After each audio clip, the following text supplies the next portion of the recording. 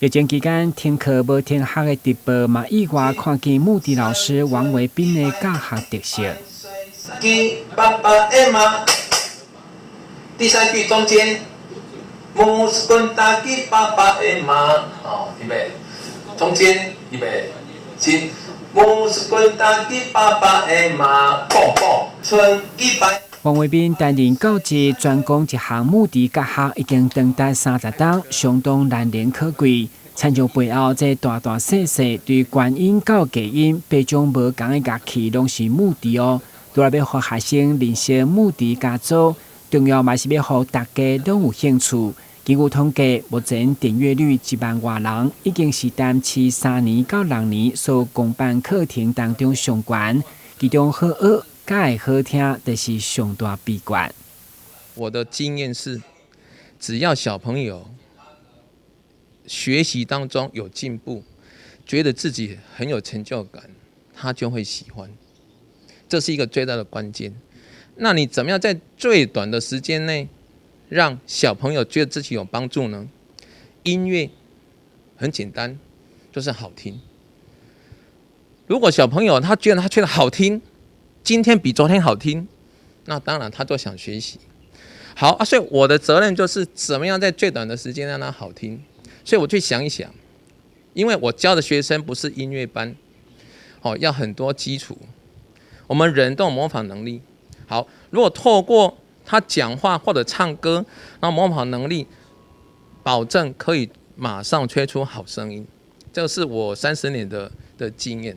好啊，如果他可以马上吹出好声音，而且呢，我们透过一些生活的话语，比如说拖刀、低卡、螺西、大箍、倒灰，平常他们都会讲这些话啊。可是呢，如果他又可以吹出这些话，不但好听又好玩。如果好听又好玩的，基本上呢，学生就会喜欢。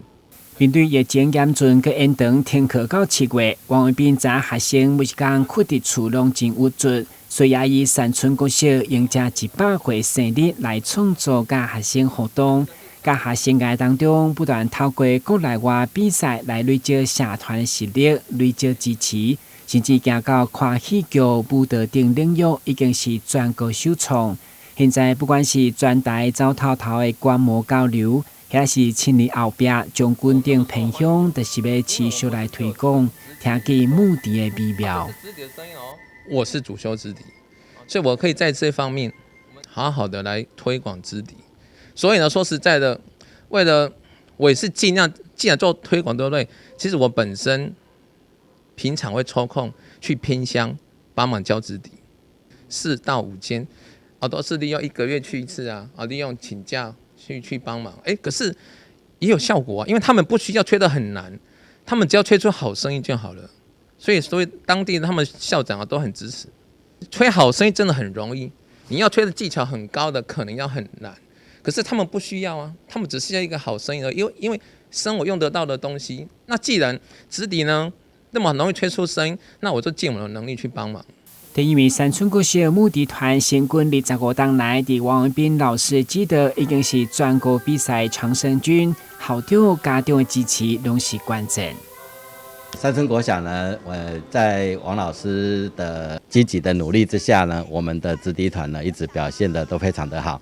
那有非常多次都有得到全国的这样子的一个全国赛的一个佳绩。好，那山村国小的直笛团也已经成立了25年了，也是一个非常那个资深而且非常优秀的一个社团，也是我们这边所有的家长跟小朋友社团的一个非常喜欢的一个社团。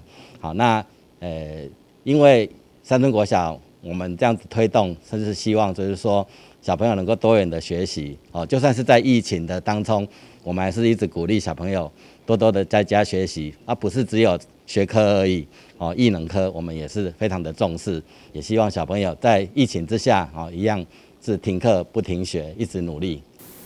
国小阶段音乐课较少看见查甫老师，不过王维斌以专业认真，甚至因为直笛教学来核选10多奖的荣耀。老师表示，只要讲到直笛，就愿意专心全力付出，嘛，互人看见伊的坚持。但新闻军及何强邦采访报道。